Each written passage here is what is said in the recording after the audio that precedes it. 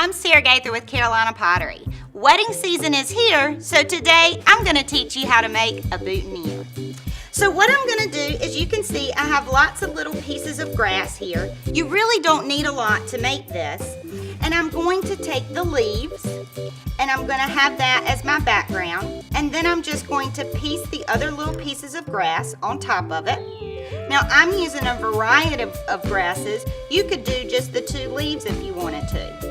And we're going to lay these all together. You can see I'm just keeping it pinched in my fingers. That's too much grass.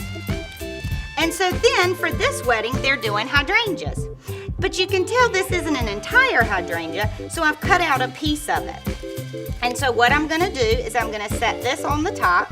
I'm going to wrap it with the floral tape because we need something that can hold it together and give us something strong enough to use the pin through to pin it on to the groomsman or the father of the bride.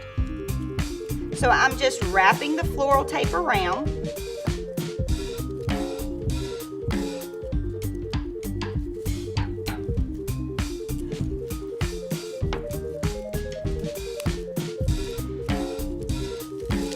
And then I have my boutonniere, and then you would take a floral pin, and these happen to have pearls on them, and this is what you would use to pin it on.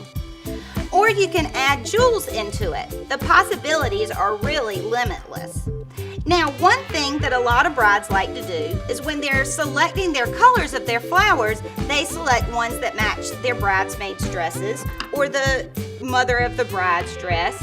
And so when they make the corsages for the mother or the grandmother, then a lot of times the boutonnieres will match as well. So that's something to think about as you're planning out. Do you want your boutonniere and your corsages to match?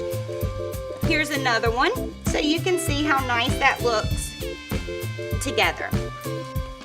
So thank you for joining us today. I'm Sarah Gaither with Carolina Pottery.